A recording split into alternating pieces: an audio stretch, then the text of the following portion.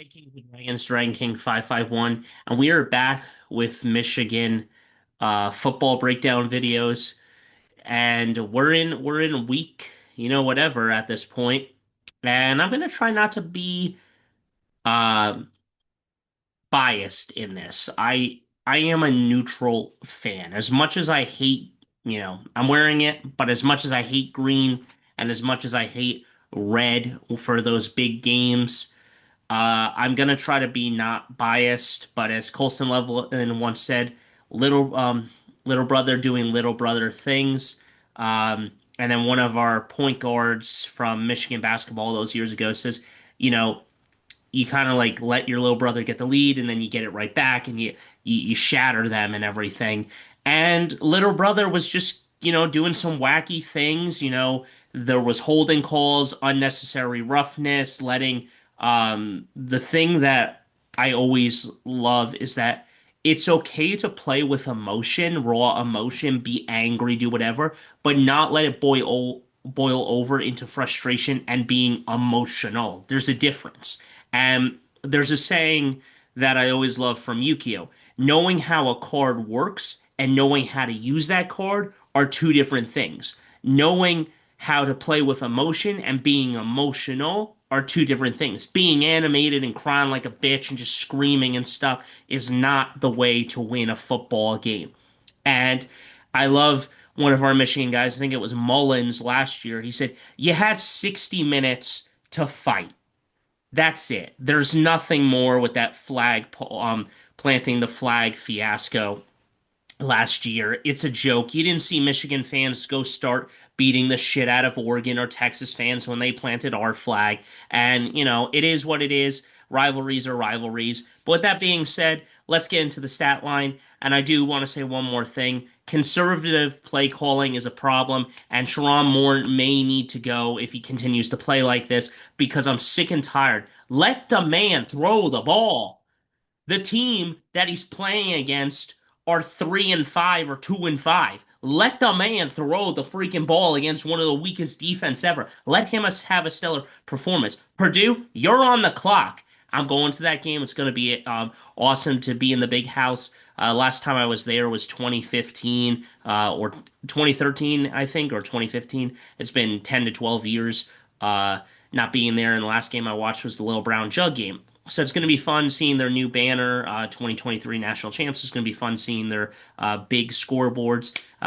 Love going to Ann Arbor. Their town is amazing. You just see a wall of Michigan fans on game day, and it's just a great environment being there. And the culture of college football and the landscape, it's just amazing. But with that being said, let's go into the stat line. Let's talk about this. And Sharon Moore, you gotta stop being so conservative, my friend, because that's just not how it is. Bryce Underwood only 8 for 17, 86 yards. I think that when you look at it in one sack, you're going to have to look at it at a landscape where some of it is his receiver's fault and Morgan continues to drop passes. You got Justin Haynes. He's back in the rumble for Heisman, 152 yards and two touchdowns.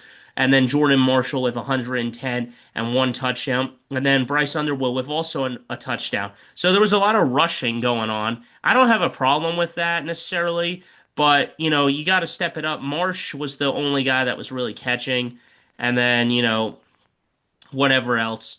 Now we go down to this time of possession. Not really that different. We held onto the ball slightly longer than them. Maybe a minute. 362 total yards versus 305, 86 passing yards. They dominated us through the air, but they sucked on the run when we had 276 rushing yards. That's domination. 20 first downs versus 18, six penalties versus 12, one turnover each, one sack allowed, 66 total plays.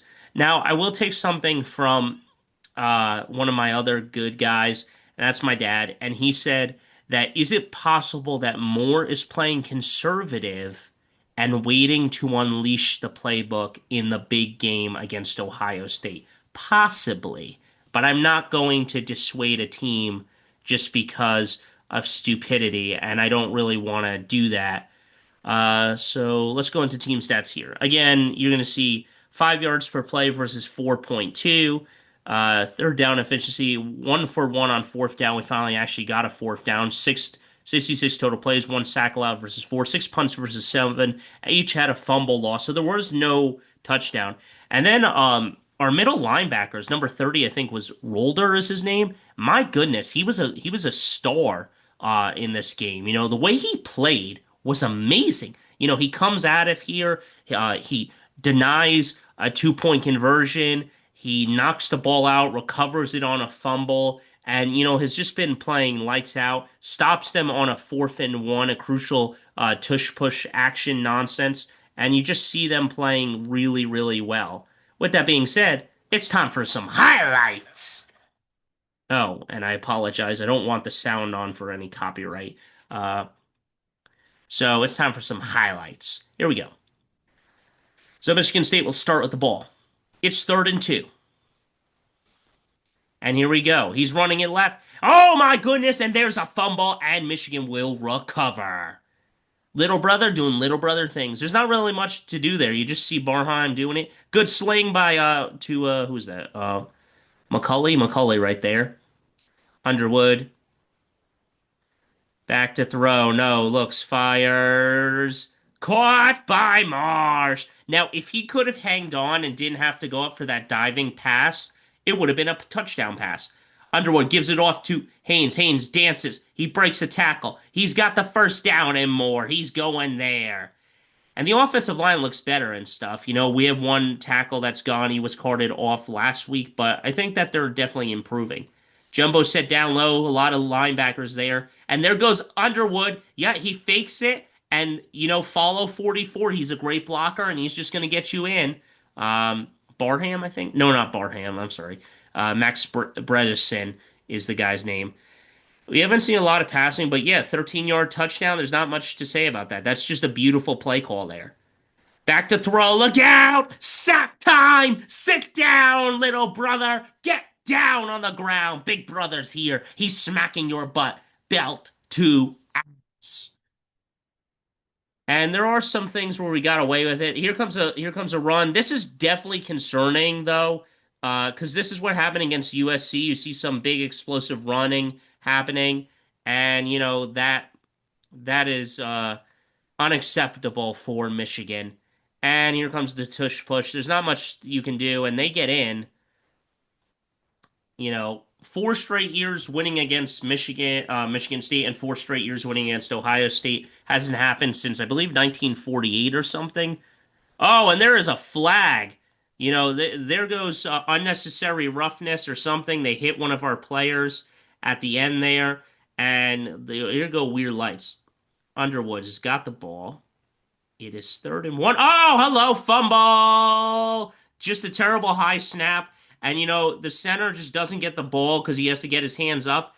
And, it's just a bad play there. Look out! Here he comes! Sack time by Moore. And I think there's a flag there holding or for unnecessary roughness or something. They're not going to show the flags, like the full call on them, but one of them was illegal, hands to the face by an offensive player. There goes Haynes. He's got a burst of speed, ran into his own player, though. Slammed Morgan to the ground. Yes, slam him to the ground because he can't catch. Underwood gives it off to Haynes. Haynes has got a lane. He's got a man. He breaks free. He's got it to the 30, and he still got it. This is the third quarter, so you got to play with what you got to play with. Haynes gives the ball. He dances. He goes outside. Now this is a great play here because this is what happens. So what happens here is, let me use green here to show. This is 14, I think, up here. What happens is that he has to be outside. The linebacker has to be outside because what Haynes is going to do is that he's going to come up and then he's going to bounce outside. But what happens is that the linebacker, instead of having his eyes out here, he drops down inside and then can't get back out fast enough. And therefore, that happens not once but twice in the game by two different guys. And you're going to see it later in the highlights that he just doesn't. Oh, geez.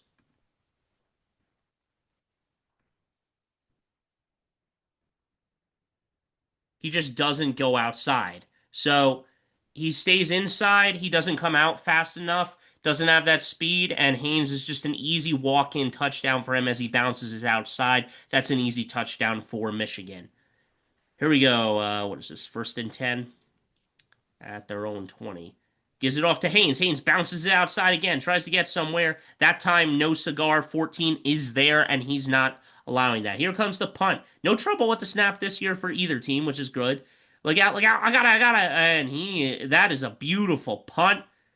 Number 11, was that 11 back there? Number 1, he has to go and retrieve that. He can't allow that. Here we go, 1st and 10 again. Gives it off to Haynes. No, fakes it to Haynes. Underwood fires. He gives it off to Marsh. Marsh has got it, and he almost fumbles there from hit from behind, but gets it to the 10. And here we go again. Bounces it outside.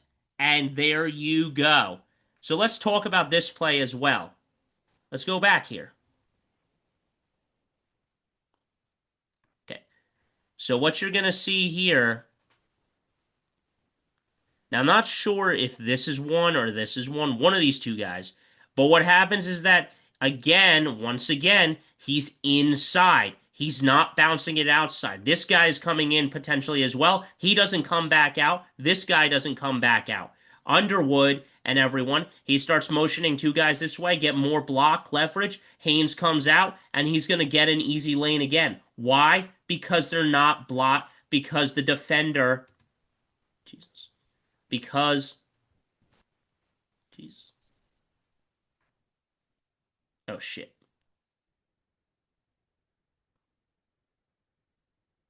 Because the defender doesn't know it. So he just, bounces it outside and one doesn't see it and he doesn't get there and it's an easy walk-in touchdown again. What are you doing, little brother? Easy walk-in touchdowns. 24-7. Apologize for that. I went back on the highlight reel. Good surge of power there and knock him to the ground. Not happening. Now, they didn't show the false starts, but there were a lot of penalties for Michigan State, and they weren't really there. Look out, he's got a lane. He says, I can dance, I can dance. No, he's not. It's a sack. He's just got to get rid of it. Other guys are coming in, and he just doesn't see it. See, this is a problem here, though. 2nd and 19, and he's still able to pick it up and get the first. Like, I don't... miss tackles again. Wink is going to be angry at his defense. And, you can't allow that to happen on a 2nd and 19. It's the 4th quarter now. Back to throw. Looks, fires. Caught. A yard short. But he'll still get the touchdown. That's not a touchdown pass. His foot was out by the 2-yard line, but regardless, the next play, he gets the 2. And, it doesn't really matter. He just dances right in and gets it. Hard to keep them out when you're really at the 1-yard line there. They go for 2, and this is great. Middle linebacker here, Rolder. He says, no, I'm going to deny you. No, no, no. Not happening. And you won't get your 2. And then I think, no, it wasn't this play. Oh, my God. And he breaks the tackle again. My goodness. And this time, no. They finally find a surge there saying not happening. Here we go. Gives it off to Marshall. No, fakes it. I thought that was Marshall. It's Underwood, and he's not going to go anywhere. And he just gets a sack. That was a terrible play. Here we go. 3rd and 8. Gives it off to, who's that? Playing conservative, and he fumbles. That was the fumble right there. And,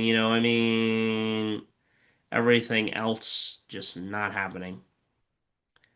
Back to throw, fires. It's caught.